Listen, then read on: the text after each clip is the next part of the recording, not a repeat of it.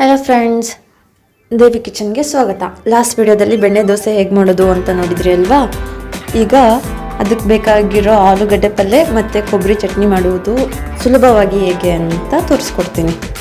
ಮೊದಲು ಅದಕ್ಕೆ ಬೇಕಾಗಿರೋ ಸಾಮಗ್ರಿಗಳು: ಆಲೂಗಡ್ಡೆ, ಮೆಣಸಿನಕಾಯಿ, ಈರುಳ್ಳಿ, ಉಪ್ಪು ಮತ್ತು ಒಂದು ಏಲಕ್ಕಿ.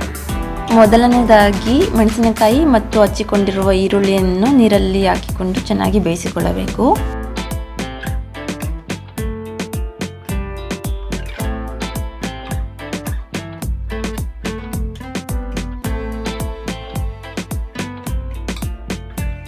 ನಂತರ ಇದು ಬೆಂದಿದೆ ಅಂತ ಗೊತ್ತಾದಾಗ ಈ ಮೆಣಸಿನಕಾಯಿ ಮತ್ತು ಈರುಳ್ಳಿಯನ್ನು ತೆಗೆಯೋಣ.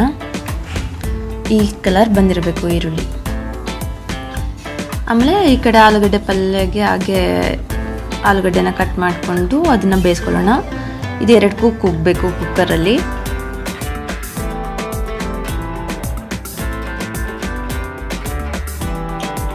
ಸೊ ಅದಾದ ನಂತರ ಇದರ ಚಿಪ್ಪೆ ಎಲ್ಲ ತೆಗೆದ್ಬಿಟ್ಟು ಚೆನ್ನಾಗಿ ಸ್ಮ್ಯಾಶ್ ಮಾಡಬೇಕು.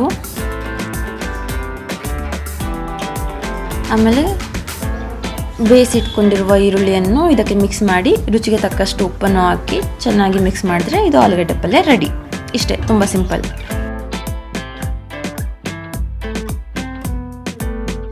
ಇದು ಬೆಣ್ಣೆ ದೋಸೆಗೆ ತುಂಬ ಚೆನ್ನಾಗಿರುತ್ತೆ.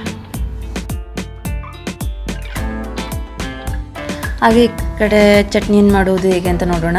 ಒಂದು ಜಾರ್ಗೆ ಕೊಬ್ಬರಿಯನ್ನು, ಹಸಿ ಕೊಬ್ಬರಿ ಆಗಿರಬೇಕು. ಆಮೇಲೆ ಬೇಯಿಸಿಟ್ಟುಕೊಂಡಿರುವ ಮೆಣಸಿನಕಾಯಿ, 1 ಏಲಕ್ಕಿ, ರುಚಿಗೆ ತಕ್ಕಷ್ಟು ಉಪ್ಪನ್ನು ಹಾಕಿ ಅದನ್ನು ಮಿಕ್ಸಿ ಮಾಡ್ಕೊಳ್ಳೋಣ.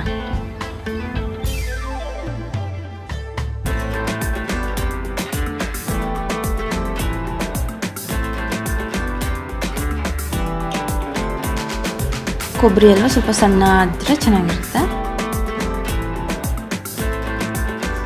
ಸ್ವಲ್ಪ ನೋಡಿಕೊಂಡು ನೀರು ಹಾಕ್ಕೊಂಡು ಇನ್ನೂ ಸ್ವಲ್ಪ ನೈಸ್ ಮಾಡ್ಕೊತಿದ್ದೀನಿ ನಾನು.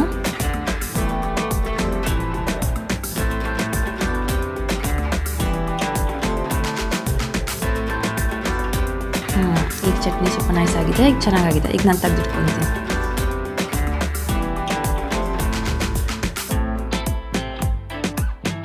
ತುಂಬ ಈಸಿ ಅಲ್ವಾ? ಈಗ ಮನೆಯಲ್ಲೇ ಇದನ್ನು ಬೆಣ್ಣೆ ದೋಸೆ ಮತ್ತು ಆಲೂಗಡ್ಡೆ ಪಲ್ಯ, ಕೊಬ್ಬರಿ ಚಟ್ನಿಯನ್ನು ಈಸಿಯಾಗಿ ಬೇಗ ಮಾಡಬಹುದು.